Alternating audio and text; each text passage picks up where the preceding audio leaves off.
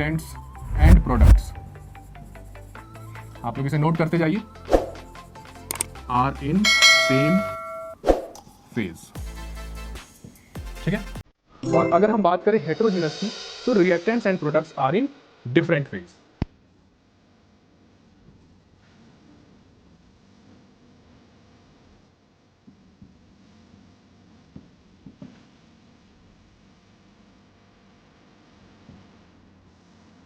ठीक है।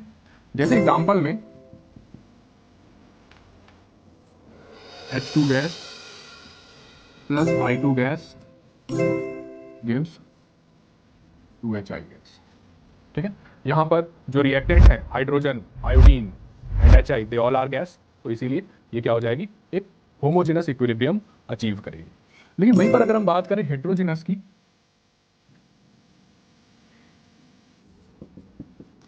ठीक है, तो यहां पे फेज चेंज हो जाएगा। जैसे कैल्शियम का हाइड्रोक्साइड अगर हम लेते हैं, कैल्शियम हाइड्रोक्साइड सॉलिड फॉर्म में होता है, CaOH। ठीक है। अब इसको हम वाटर के साथ मिलाएंगे, मींस एक्वस फेज में, ये एनसीईआरटी का एग्जांपल है। ठीक है। तो ये किस में कन्वर्ट हो जाएगा, Ca2 प्लस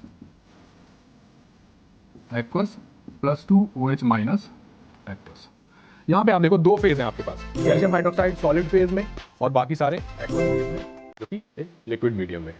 तो इसी वजह से ये हेटेरोजेनस इक्विलिब्रियम को फॉर्म करता है, क्योंकि यहाँ पे दो डिफरेंट डिफरेंट फेजेस हैं। बहुत ही आसानी से समझने के लिए हमें ये समझना है कि अगर हम किसी क्लोज कंटेनर में लेंगे तो H2O लिक्विड और H2O गैस, ठीक है, क्योंकि इवेपोरेशन हर टेम्परेचर पर होता रहता है, और जैसे ही हम एक क्लोज कंटेनर में इसको अचीव करेंगे, क्लोज कंटेनर में आपने वाटर लेकर के रख दिया, थोड़ी देर में इवेपोरेशन होगा और एक वो इक्विलिब्रियम फॉर्म में पहुंच जाएगा, और वहां पे H2O लिक्विड और H2O गैस का जो इक्विलिब्रियम है ये डिफरेंट फेज में है, तो इसीलिए हम इसको हेटेरोजेनस इक्विलिब्रियम बोलते हैं।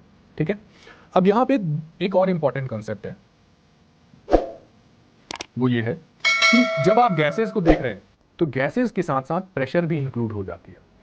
और जब हम पहले बात कर रहे थे, जो हमने equilibrium constant, law of equilibrium constant में पढ़ा था कि उस वक्त कंसंट्रेशन से हम डील कर रहे थे, और अगर गैसेस इन्वॉल्व हैं तो डेफिनेटली अब हम किससे इन्वॉल्व डील कर सकते हैं, प्रेशर से भी डील कर सकते हैं, क्योंकि प्रेशर भी है जो कि एक fix amount of gas fix temperature पर रहेगा, फिक्स वॉल्यूम में रहेगा, तो वो हमेशा एक fixed amount of pressure apply करेगा।